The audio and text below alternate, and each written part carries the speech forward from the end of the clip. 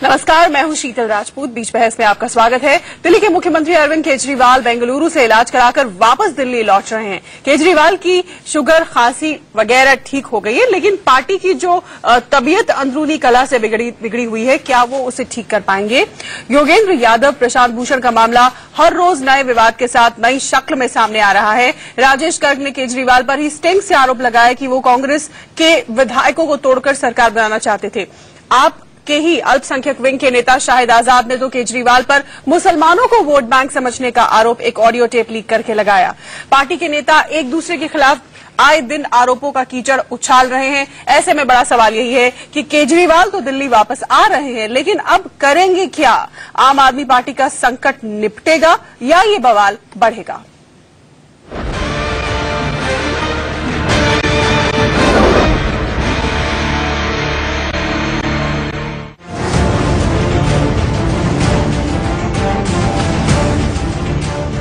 खांसी खत्म हो गई, शुगर भी कंट्रोल में है।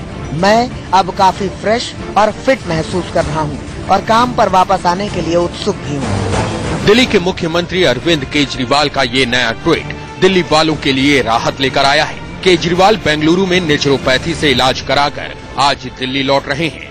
अब उम्मीद यही है कि केजरीवाल दिल्ली सरकार की बिगड़ी तबीयत को भी ठीक करेंगे। 12 दिन में और भी काफी सोचने का वक्त मिला, जिसमें हमें दिल्ली में और क्या क्या करना है, खासतौर से शिक्षा और राशन प्रणाली, इसमें क्या क्या सुधार करने हैं, इसके ऊपर काफी मैंने सोचा है। बीच बीच में मनीष से भी बातचीत होती रही।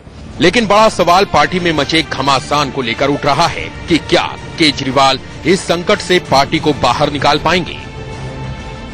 आपकी कलह रोज नई शक्ल में देश के सामने आ रही है। केजरीवाल के खिलाफ स्टिंग करने वाले पूर्व विधायक राजेश गर्ग की प्राथमिक सदस्यता केजरीवाल के आने के पहले ही छीन ली गई। पिछले कई दिनों से लगातार कंप्लेंट्स आ रही थी और वहाँ जो जिला है रोहिणी का, जो डिस्ट्रिक्ट है हमारा, वहाँ के डिस्ट्रिक्ट इंचार्ज और तमाम वॉलंटियर सदस्यता केजरीवाल के आने के पहले ही छीन ली गई।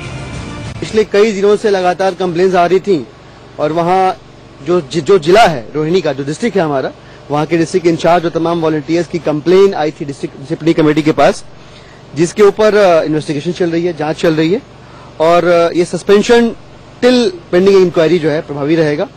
और इसके बाद डिसिप्लिनरी कमेटी के हाथ में है मसला और उन्हें जो भी पार्टी के संविधान सम्मत लगेगा वो फाइनल एक्शन, फाइनल कार्रवाई उनकी तरफ से होनी है। तो राजेश गर्ग ने आपके बड़े नेता कुमार विश्वास को कानूनी नोटिस भिजवा दिया, जिसमें कहा गया कि कुमार विश्वास ने ही केजरीवाल की ऑडियो रिकॉर्डिंग जानबूझकर लीक की ताकि राजेश गर्ग को बदनाम किया जा सके।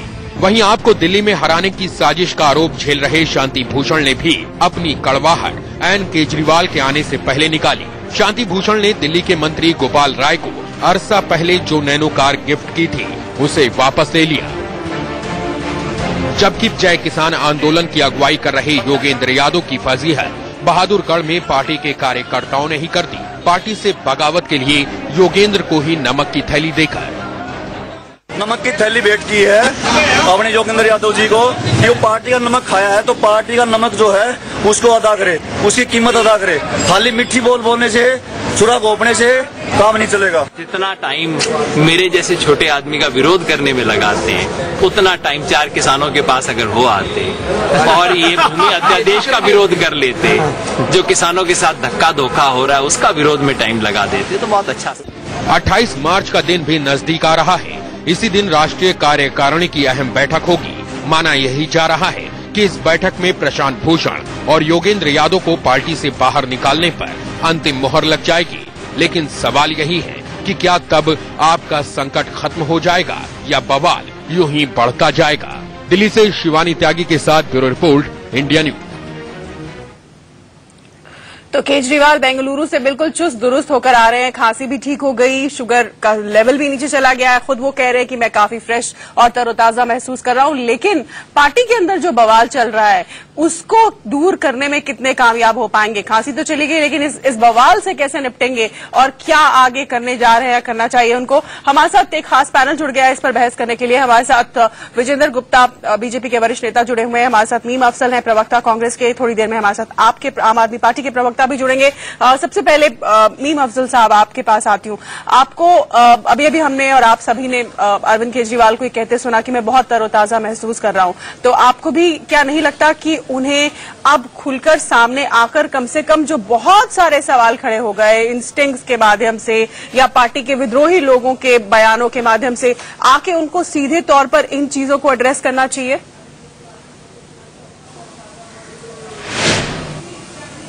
देखिए, सबसे पहले तो मैं केजरीवाल जी को दिल्ली के चीफ मिनिस्टर होने की हैसियत से इसलिए मुबारकबाद देना चाहूंगा कि मैं दिल्ली का निवासी हूं और मेरा ये मानना है कि उनकी सेहत अच्छी हुई है, ये एक अच्छी खबर है और वो उनकी सेहत आगे भी हम उम्मीद करेंगे और हमारी ऐसी आशा है कि उनकी सेहत अच्छी रहे और वो उसका ख्याल रखें, क्योंकि उनकी अच्छी सेहत रहेगी तो शायद दिल्ली भी आगे अच्छी रहने की उम्मीद होगी और सेहत खराब होगी तो शायद उस पर भी असर पड़ेगा।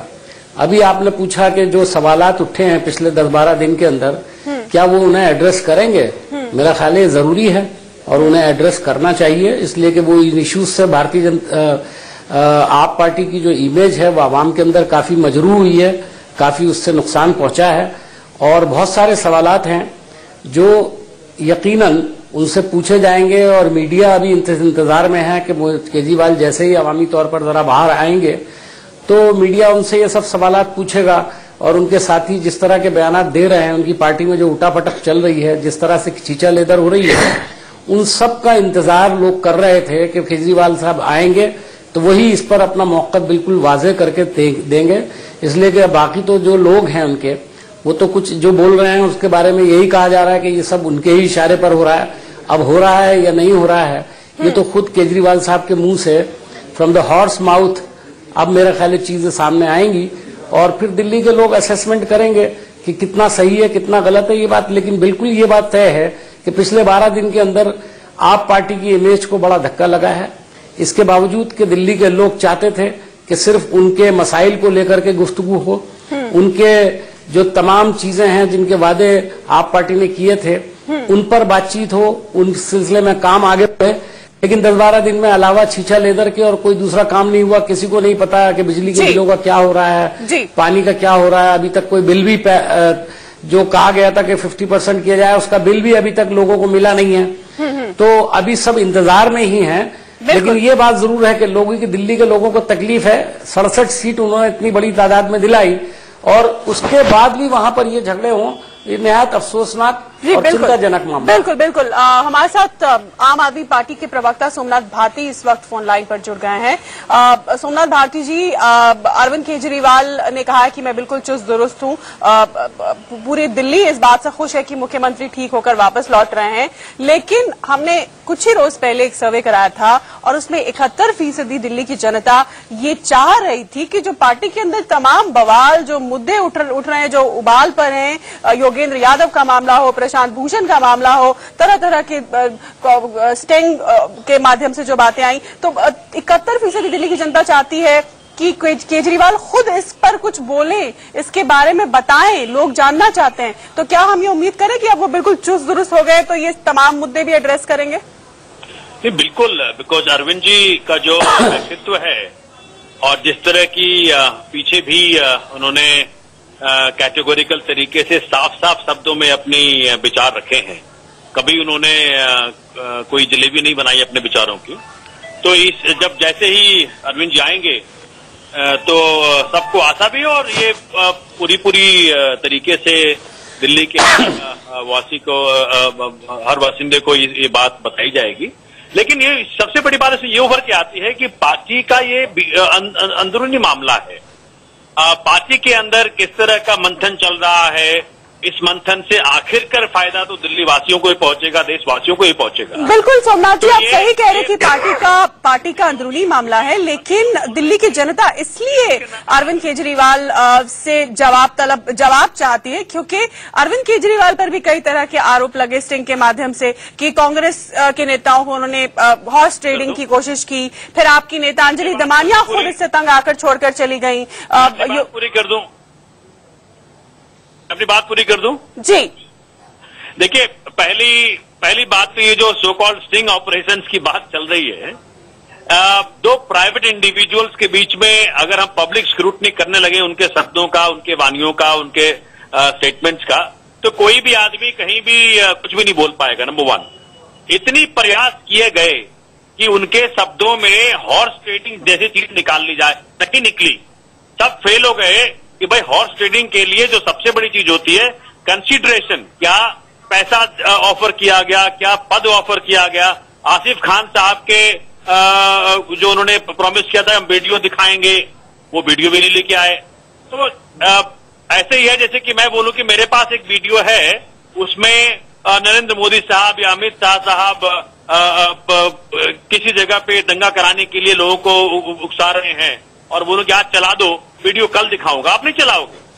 तो इस तरह की जो एक तरह से गैर जिम्मेदाराना हरकतें करी गई। चलिए आसिफ खान को छोड़ देते हैं सोमनाथ भारती जी, और खान साहब को छोड़ देते हैं, खान साहब को छोड़ देते हैं, राजेश गर्ग की बाकेस्टिंग की बात कर लेते हैं। उनकी तो प्राथमिक सदस्यता रद्द कर दी पार्टी ने, क्यों निकाल दिया उनको? वो तो आप देखें कि जो बात उन्होंने जिस तरह से गैर जिम्मेदाराना हरकत करी है, भाई सबसे पहले आप ये जो सो कॉल्ड सीडी है उसको लेके जाते हो पार्टी के पास, कहते हो कि भाई मैं इसको एक्सपोज कर दूंगा अगर आप मेरी टिकट नहीं देते हो।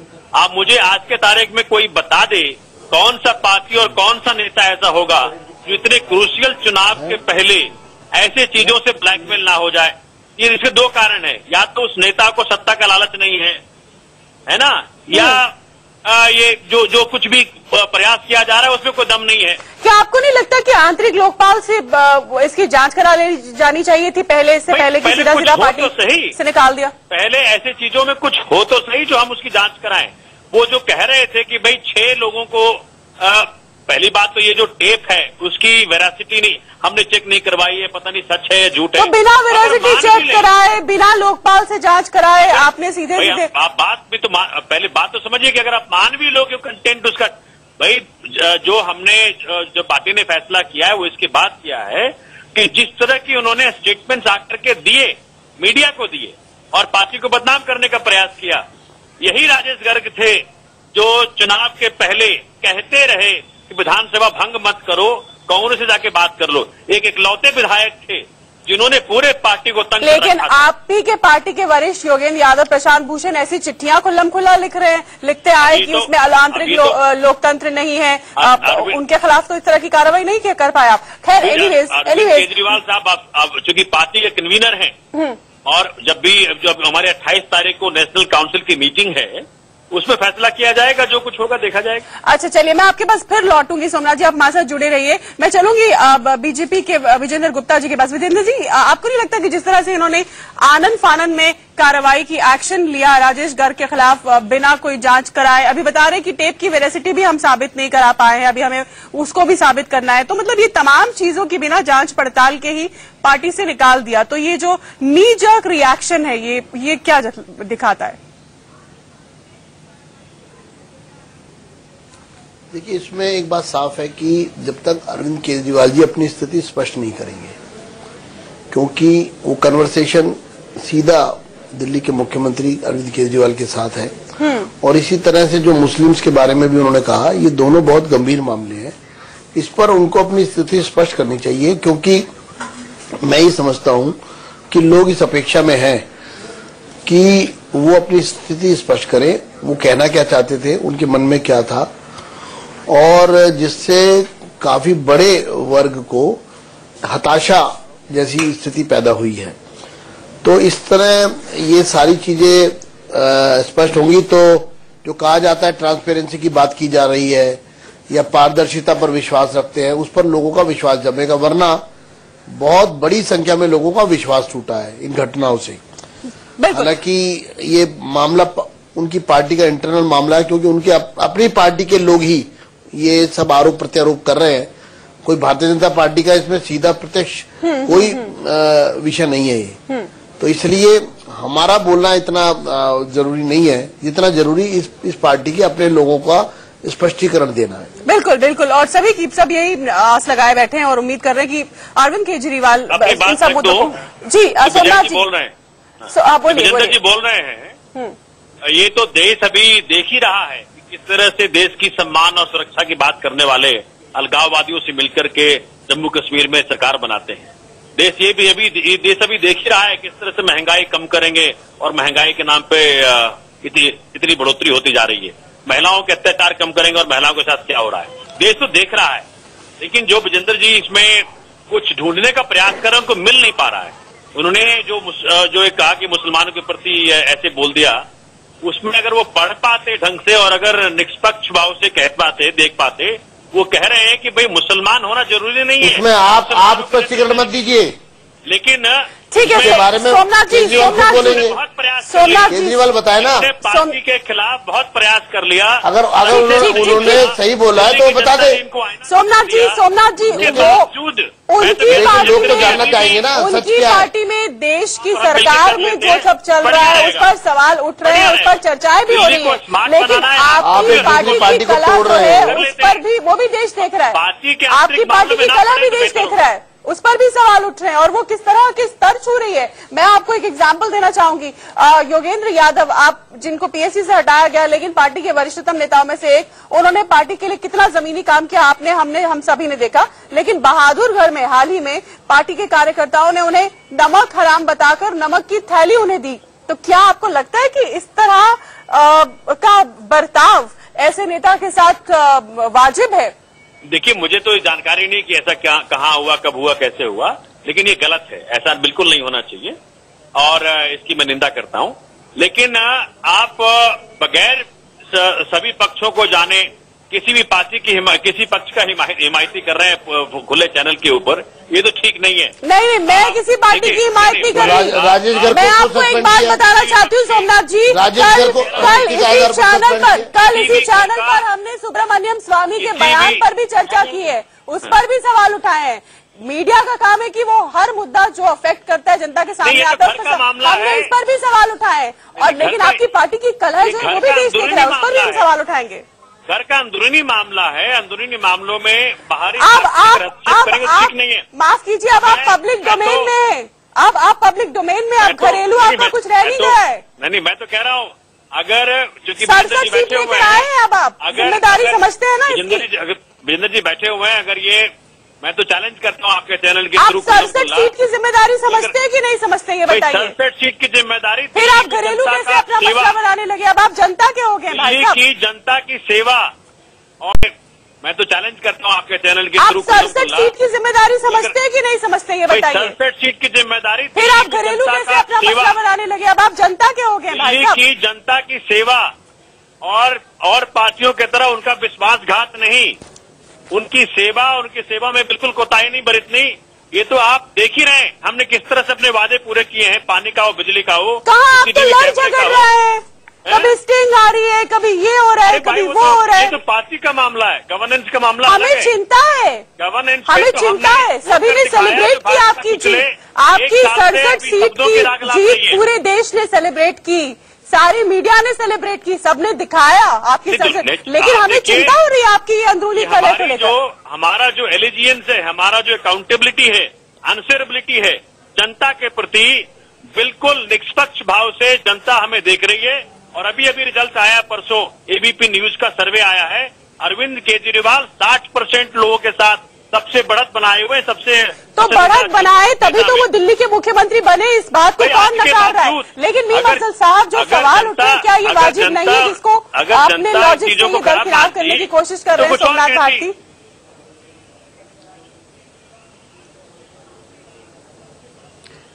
देखिए, सोमनाथ भारती जी तो अपने तौर पर जो बोलना चाहते हैं वो बोलेंगे ही, और उनकी जो सफाई है वो पिछले कई दिनों से दे रहे हैं, मुख्तलिफ न्यूज चैनल्स पर वो बोल रहे हैं।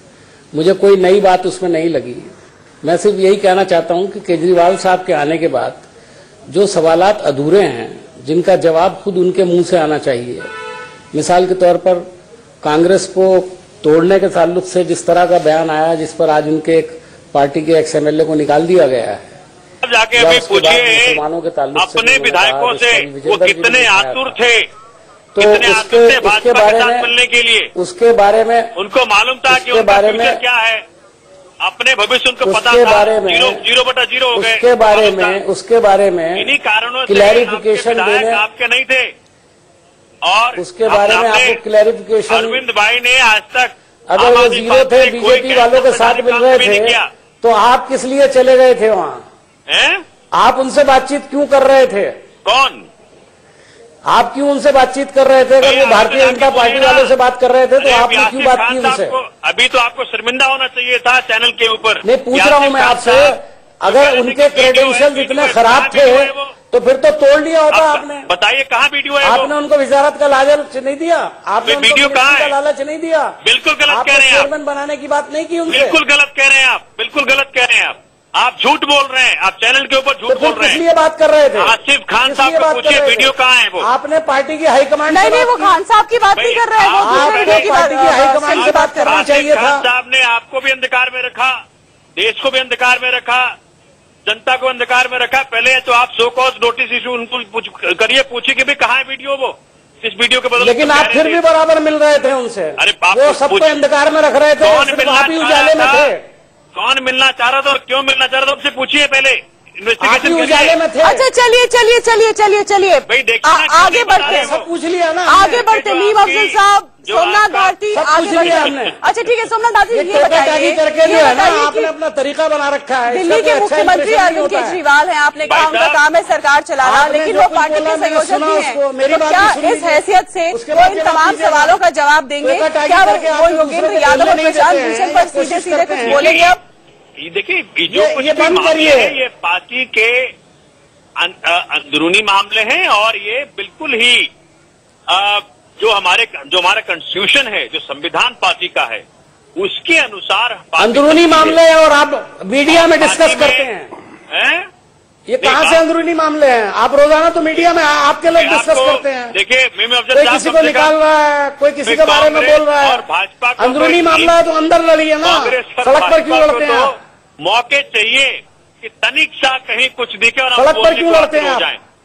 भाई देखिए सत्ता का लालच कितना मौका नहीं, आप मौका दे रहे हो, जाने का इतना बड़ा मैंडेट लेकर के आपसे हजम नहीं हो रहा है। घंटे यही मनन चल रहा है, चिंतन चल रहा है दोनों कैंपों में। अच्छा ये बताइए सोमनाथ जी, मीम अफजल जी, अब एक मैं सोमनाथ भारती से सीधा सवाल पूछना चाह रही हूँ, और वो ये सोमनाथ जी मुझे सुन लीजिए, चिंतन कीजिए, हमारा चिंतन करने की जरूरत नहीं है। भारती मुझे सुन लीजिए, क्या योगेंद्र यादव और प्रशांत भूषण पर अरविंद केजरीवाल सीधा कुछ बोलेंगे 28 तारीख की बैठक में? कहाँ आजकल क्या 28 तारीख की बैठक में प्रशांत भूषण और योगेंद्र यादव को पार्टी से निकालने पर अंतिम मोहर लगाई जा सकती है? देखिए ये सब तो बिल्कुल ही आप ऐसे सवाल पूछ रहे हैं जैसे कि पार्टी उस दिन क्या करेगी, क्या एजेंडा होगा, सब कुछ आप फैसला कर लें अभी आज। अब मैं आपसे जानना चाह रही हूँ, आप प्रवक्ता है पार्टी के। मेरे पास कोई लेंस नहीं है वो जो जिससे कि मैं देख पाऊं कि भाई फ्यूचर में क्या आने वाला है क्या नहीं। आप भी नहीं जानते हैं, हम भी नहीं जानते हैं कि मैं अभी बात कर रहा हूं, अगले मोमेंट बात कर पाऊंगा। तो उस दिन क्या होगा वो तो नेशनल काउंसिल एक बहुत बड़ी बॉडी है, हमारी सबसे बड़ी बॉडी है। उस दिन लेकिन ये मुद्दा रहेगा ऊपर, हम कैसे बता सकते हैं? ये दोनों का मुद्दा तो ऊपर रहेगा ना इस बैठक में, ये तो बोलते हैं आप। ये भी अभी जो हमारा एजेंडा में तो लिस्टेड ही नहीं है कहीं। अच्छा ये एजेंडा में लिस्टेड नहीं है अभी तो ना पार्टी का जिस वक्त कोई एजेंडा फाइनल हुआ है उस दिन का क्या खास होगा क्या नहीं होगा अभी हम कैसे बता रहे हैं? आप कह रहे हैं एजेंडा में लिस्टेड नहीं है तो एजेंडा फाइनल हो गया होगा ना, कुछ तो बताइए सोमनाथ जी। अब इस वक्त के एजेंडे में कुछ नहीं दिख रहा मुझे, तो अभी तो कोई खबर ही नहीं है। और ये पार्टी की सबसे बड़ी बॉडी है, पार्टी के बड़ी ढेर सारे समस्याओं के ऊपर ढेर अभी जो दिल्ली के परिणाम आए हैं, हम कैसे सुशासन दिल्ली को दें, दिल्ली की जनता की कैसे सेवा करें, उसके ढेर सारी चीजें डिस्कस करनी है। मतलब जो भी आपके निराश लोग हैं उनको दरकिनार करके यही डिस्कस करेंगे आप? भाई हम कैसे बात कर सकें? आप देखिए पार्टी की बातों को हम नहीं पब्लिक में बता सकते आपको। पार्टी बिल्कुल स्वच्छ तरीके से चलती है, लेकिन फ्यूचर में क्या है क्या नहीं हम कैसे बताएं आपको? नहीं, पर ये तो एक हिंट मिलता ही है ना कि भाई हाँ ये तमाम लोग, अंजलि दमानिया हैं उन्होंने पार्टी छोड़ दी, योगेंद्र यादव, प्रशांत भूषण का मसला। आज तो अंजलि जी का ट्वीट आया, आपने शायद पढ़ा भी नहीं शायद, इसका मतलब वो तो अंदर कहीं फॉर्म, इनके अंदरूनी फॉर्म पर डिस्कशन हो रहा था। मीम अफजल साहब आप दूसरों के घरों में बड़े ताकते नजर आते हैं। हाँ बताइए, बोलिए। बहुत मजा आता है आपको अपने घर में। भैया हमें जरूरत नहीं है झांकने की, आप खुद सड़कों पे खड़े होकर के लड़ रहे हो, गिरबान फाड़ रहे हो एक दूसरे का।